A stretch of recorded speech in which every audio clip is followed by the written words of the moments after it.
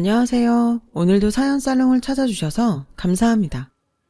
올해 6학년 1반이 된 여성이에요. 학창시절 문학소녀였던 저는 한때 소설가가 되는 게 꿈이었어요. 책을 좋아해서 밤마다 아버지한테 전기세 나간다, 불 꺼라! 이 소리를 밥 먹듯 들으며 살았죠.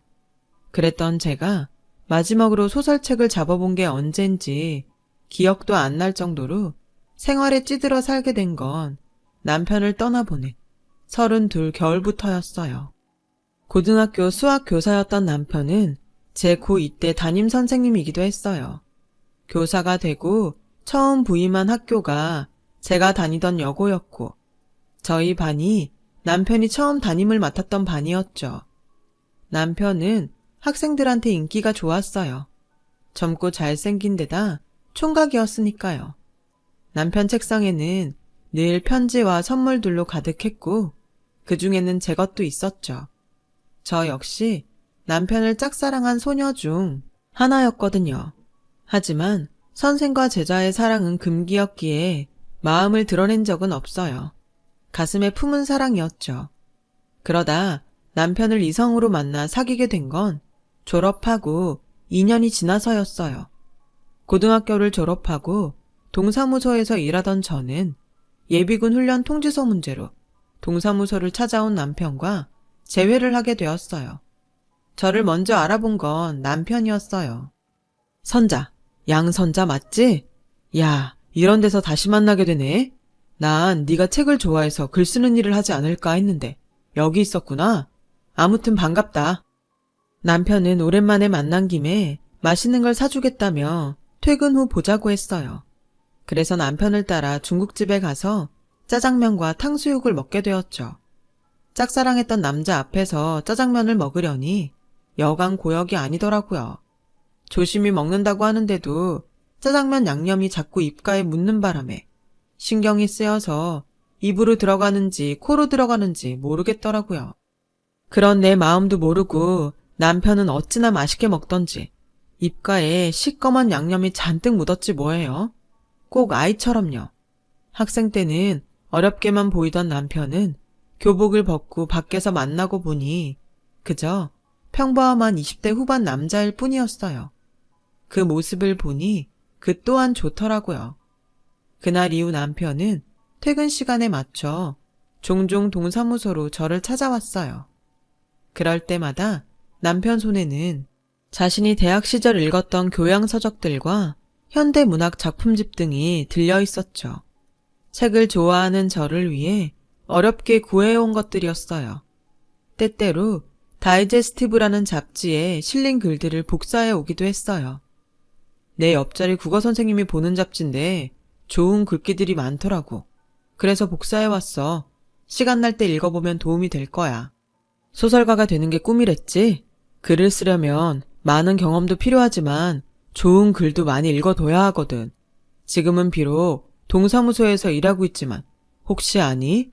신춘문예에 당선돼서 소설가로 변신할지?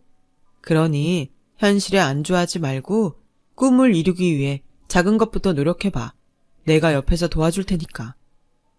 남편의 그 말은 제 가슴에 큰 울림이 되었어요. 여자는 그저 남편 그늘에서 살림 잘하고 자식들 잘 키우면 그만이라던 제 아버지와는 전혀 달랐으니까요. 이런 남자라면 단칸방에서 평생을 살아도 행복하겠다는 생각이 들더군요. 하지만 시간이 지나도 관계는 진전이 없었어요. 그러다 연인도 사제지간도 아닌 어중간한 상태로 1년 정도 지나던 어느 날이었죠. 선을 보신다고요? 고향에서 부모님이 하도 닥달을 하셔서 그렇게 됐어. 남편의 말에 하늘이 무너지는 것 같았어요. 하지만 그렇다고 화를 낼 수도 없었죠. 당시만 해도 우리는 아무 사이도 아니었으니까요.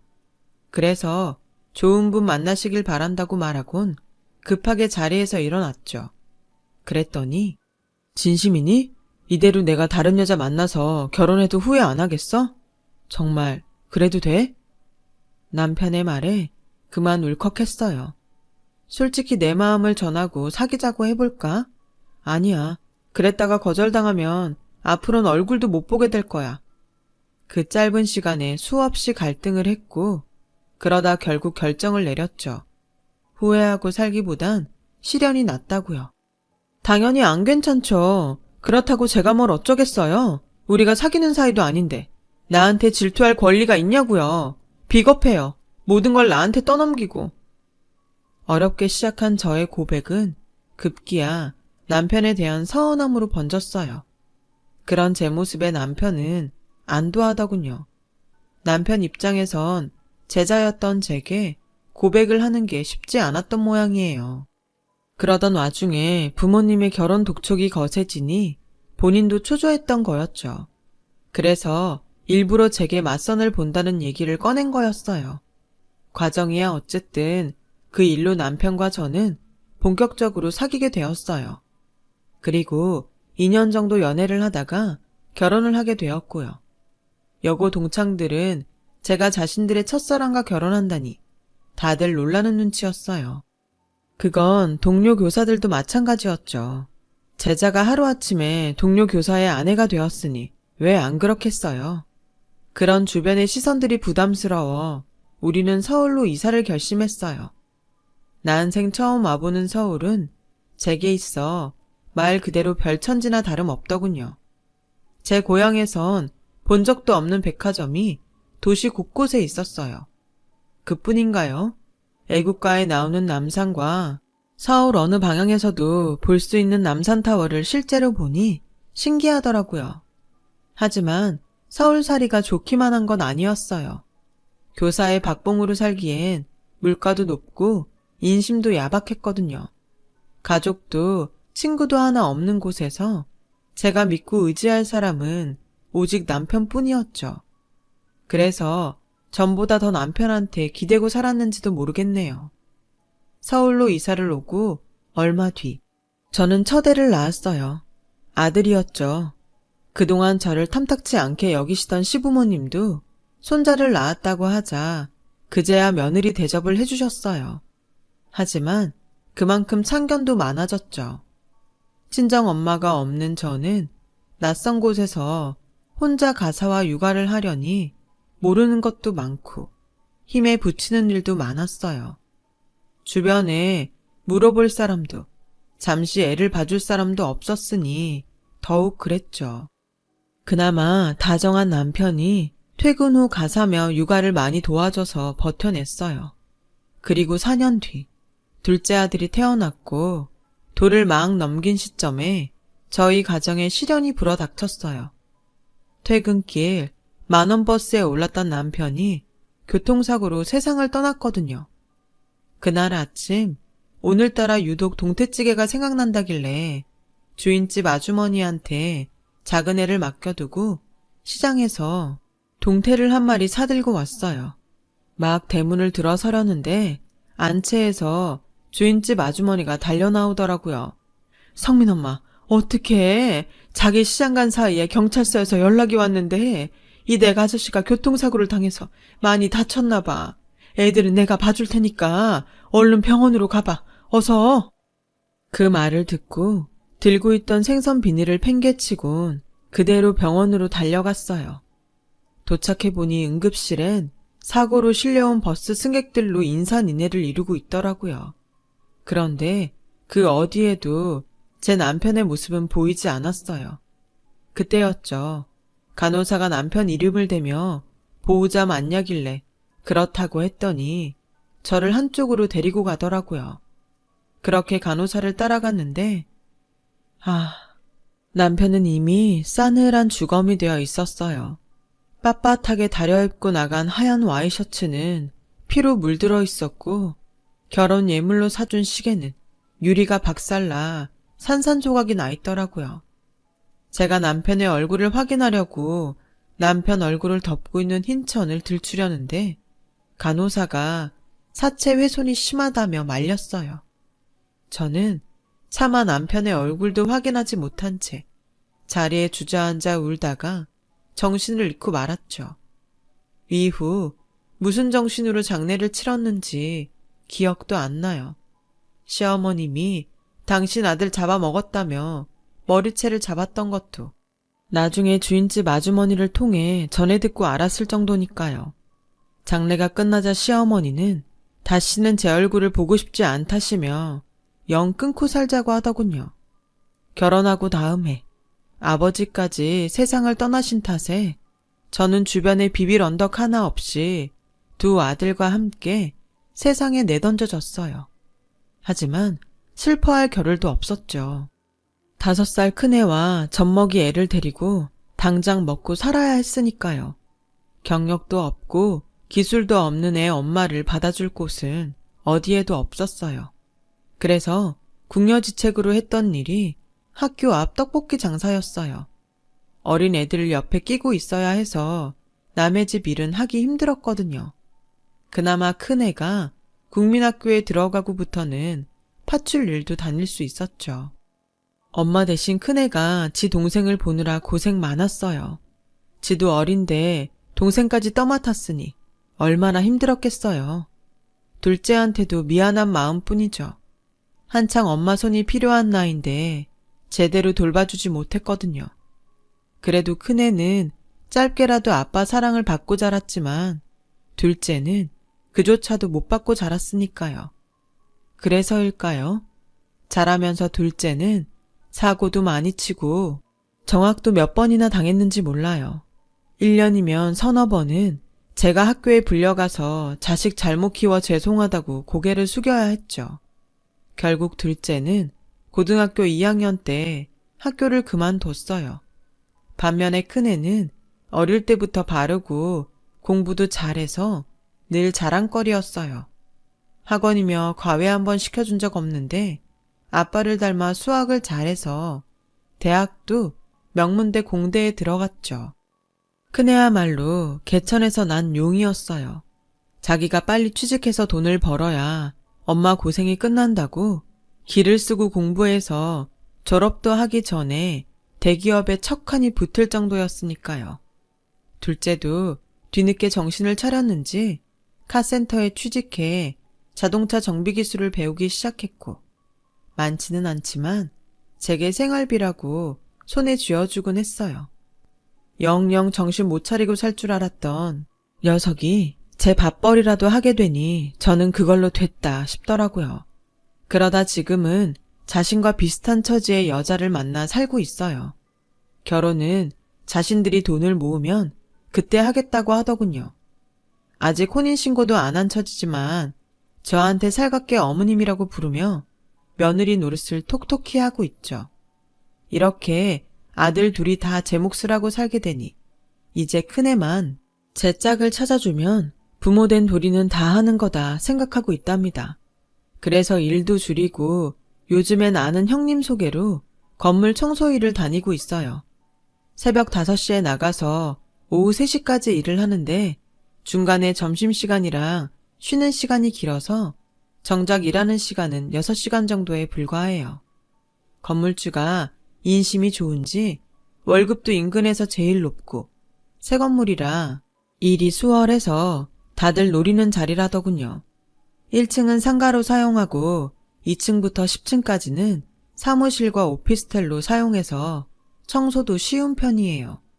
주 5일 근무에 월차 1번, 빨간 날은 다 쉬니 얼마나 좋은지 몰라요. 게다가 4대 보험까지 되고요. 지금까지 다니던 직장 중 최고였죠. 그런데 이 좋은 직장 때문에 아들과 갈등을 빚게 될 줄 누가 알았겠어요. 사건의 시작은 큰아들이 결혼할 여자가 생겼다며 집에 데려오기로 하고부터였어요. 맏며느리 드릴 생각에 신이 나서 전날부터 대접할 음식을 준비하고 집 안팎으로 청소까지 싹 해놓았죠. 상까지 차려놓고 애들을 기다리는데 그런데 오기로 한 시간이 지나도록 소식이 없지 뭐예요. 그래서 집 앞에 나가봤는데 글쎄 골목에서 큰애랑 웬 여자가 말다툼을 하고 있더라고요. 기가 막혀. 자기네 집이 어려운 건 알고 있었지만 이런 산동네 판잣집에 사는 줄은 정말 몰랐어. 더럽고 냄새나서 잠시도 이 동네에 있고 싶지 않아. 그냥 날 잡아서 밖에서 보면 안 돼? 이런 집에서 만든 음식 나 못 먹어. 아, 비위 약한 거 자기도 알잖아. 그럼 밥은 안 먹더라도 엄마한테 인사라도 드리고 나오자. 여기까지 왔는데 어떻게 그냥 돌아가? 음식 다 차려놓고 기다리고 계실 텐데. 그러니까 얼굴이라도 비추고 나오자.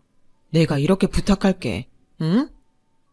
우리 집 사는 꼴이 마음에 안 들어 집에도 안 들어오겠다는 애한테 두 손 싹싹 빌어가며 애걸을 하는 큰애를 보니 피가 거꾸로 솟았어요. 그러면서도 한편으론 이게 다 무능한 내 탓이란 생각이 들어서 가슴이 미어지더군요. 그래서 조용히 발길을 돌리려는데 느닷없이 둘째가 나타나선 지 형한테 달려들지 뭐해요. 이게 무슨 개소리야. 더러워서 우리 집 밥을 못 먹어? 형, 제정신이야? 어떻게 이런 여자를 집에 데려올 생각을 해? 엄마한테 미안하지도 않아? 혹시 이 여자한테 책 잡힌 거 있어? 그래서 이렇게 빌빌대는 거냐고. 그런 거 아니면 당장 헤어져. 나 이런 여자 형수로 못 모시니까. 어머, 이 사람이 자기 동생이야? 고등학교 잘려서 카센터에서 일한다는? 이보세요. 아무리 못 배웠어도 초면에 이러는 거 아니죠. 형수를 못 모셔요? 잘 됐네요. 나도 그쪽 시동생으로 받아들일 생각 없으니까. 성훈아, 그만해. 형수한테 그게 무슨 말버릇이야? 내가 이 사람 잘 달래서 들어갈 테니까 너 먼저 집에 들어가서 엄마한테 우리 좀 늦는다고 말씀드려. 어서. 싫어. 그런 거는 형이 직접 엄마한테 얘기해. 난 저 여자랑 한 집에서 밥 먹을 생각 전혀 없으니까 둘이 들어가든 말든 알아서 하라고. 둘째는 성질을 내며 돌아갔어요. 그제야 큰애는 예비 며느리와 차에 올라 둘이 한참 얘기를 나누더군요. 결국 그날 예비 며느리는 집에 오지 않았어요. 큰애는 새벽녘이 돼서야 술에 잔뜩 취해 들어왔더군요. 딱 봐도 여자가 잘 사는 집 딸 같던데 기울어지는 형편 탓에 그동안 큰애가 마음고생이 많았던 모양이에요. 그런데다 둘째까지 나서서 기름을 부었으니 속이 오죽하겠어요. 며느리감을 보고 서운한 마음이 들었던 것도 사실이지만 그보다는 내 새끼가 마음에 상처를 입지 않을까 그게 더 걱정이 되더라고요. 다음 날 출근해 보니 다들 며느리감에 대해 한마디씩 물었어요. 전날 며느리감이 집에 온다고 직장에 얘기를 했던 탓이었죠. 차마 지난밤 일을 말할 수 없어서 예쁘고 착하다고 했더니 축하해 주는데 마음이 먹먹해지더군요. 그래서 얼른 자리를 피해 제가 맡고 있는 층으로 올라가는데 마음이 심란해서 일도 손에 안 잡히더라고요.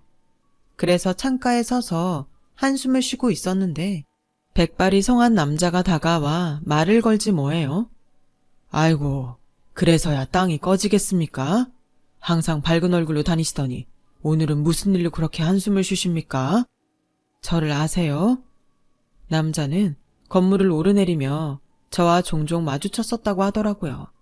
혹시 무슨 일이 있냐고 묻길래 결혼 앞둔 아들 걱정에 그런다고 했더니 자기는 철없는 딸 때문에 걱정이라고 하더군요.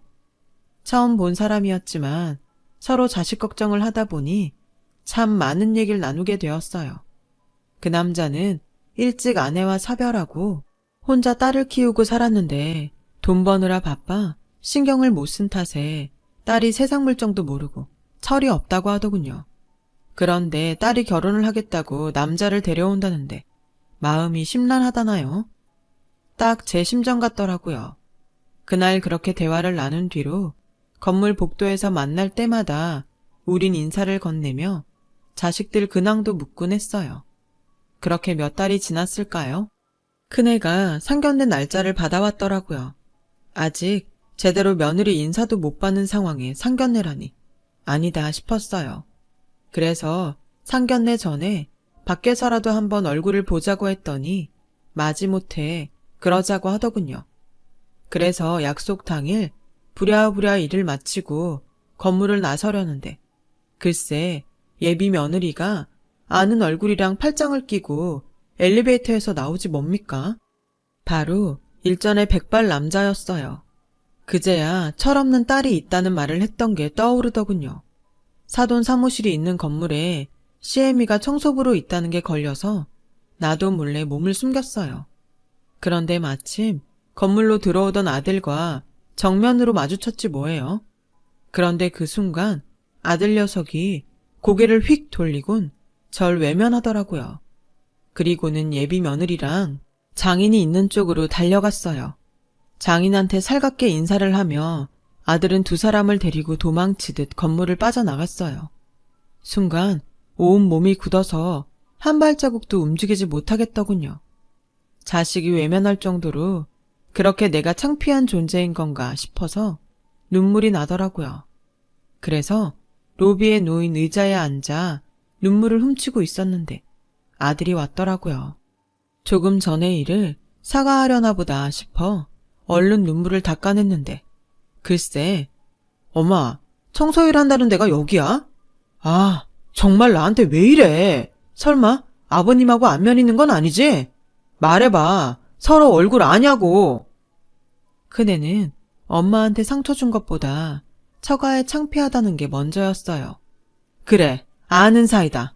자식들 얘기도 나눌 만큼 아주 잘 아는 사이야. 됐냐? 제 말에 아들은 세상을 다 잃은 것처럼 실망하는 표정이었어요.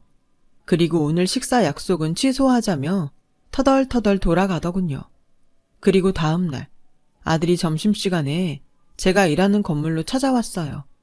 사람들 눈을 피해 비상구 계단으로 저를 끌고 간 아들은 단단히 결심한 표정으로 그러더군요.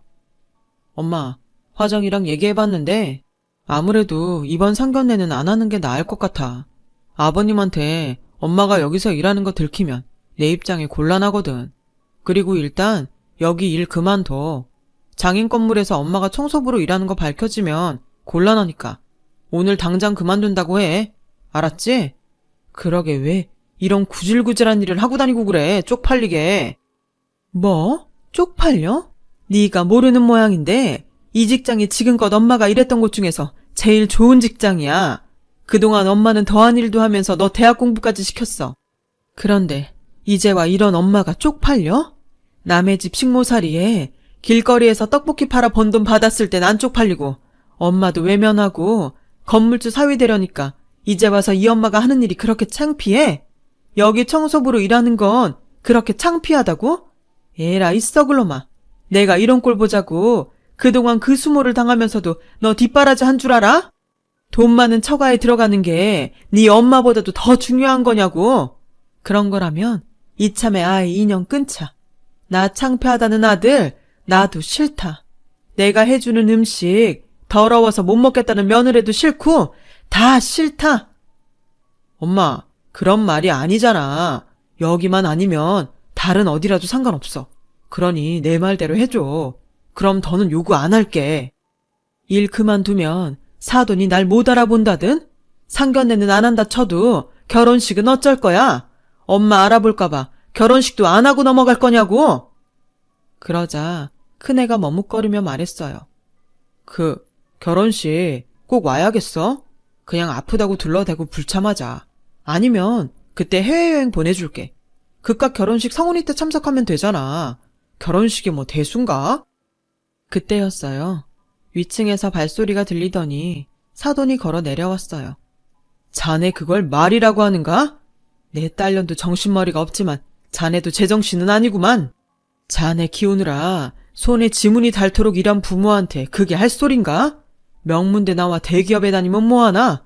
인성이 화장실 쓰레기통보다 더러운데 이 결혼 없던 걸로 하세. 아버님, 그게 무슨 말씀이세요? 전 단지 아버님이랑 엄마가 서로 불편하실까봐 마주치지 않는 게 좋을 것 같아서 그런 겁니다. 다른 뜻은 없었어요. 가난한 부모 창피해 결혼식도 오지 말라는 사람이 나중에 나 돈 떨어지면 나 몰랄 안 한다고 어떻게 보장하나. 난 자네 같은 달면 삼키고 쓰면 베는 인간은 내 집에 들이고 싶지 않아. 그리고 고용주로서 자네 어머님처럼 근면성실한 사람은 절대 내보낼 생각이 없네. 그러니 불편한 자네가 결혼을 포기하면 될 일이야. 더는 말하기 싫으니 그만 돌아가게. 그 말을 남기곤 건물 안으로 들어갔어요. 그러자 아들이 저를 잡고 장인 좀 설득해달라고 사정하더군요. 이 결혼 못하면 자긴 끝이라고요. 재력 있는 장인 덕에 회사에서 겨우 어깨에 힘주게 됐는데 이마저도 놓치면 자긴 인생 패배자로 살아야 된다고 말이죠. 그 모습을 보니 가만히 있을 수가 없었어요. 그래서 처음으로 아들 뺨을 쳤어요. 이놈아, 정신 차려. 이 인간이 인간 노릇을 못하는데 남의 돈으로 처바른다고 뭐가 달라져? 인생의 패배자? 지금 네 모습이 바로 인생의 패배자 모습이다. 돈 앞에서 부모도 버리고 자존심도 버리고 오로지 허세와 탐욕으로만 들들 끓는 네가 바로 인생의 패배자야. 난 그런 놈한테는 더는 먹이고 입히며 부모 노릇할 생각 없다. 그러니 잘난 너 혼자 잘 먹고 잘 살아. 다시는 내 집에 발들일 생각 말고 내 말 알아듣겠어? 그제야 큰애는 자기가 잘못했다며 두 손 싹싹 빌었지만 그걸로 화가 풀리지는 않았어요. 믿었던 아들한테 배신감이 너무 컸으니까요. 언제까지고 내 배 아파 낳은 자식과 등지고 살 수는 없겠지만 그래도 큰애가 인간다운 인간이 될 때까지는 부모 노릇을 파업할 생각입니다. 그래야 나중에 하늘에 가서도 남편한테 덜 미안할 것 같거든요. 지금까지 제 사연을 들어주셔서 감사합니다. 여러분은 부디 자식과 그런 일 없이 행복한 가정 꾸리시길 바랍니다. 여러분, 사연 댓글에 응원과 현명한 조언 부탁드려요.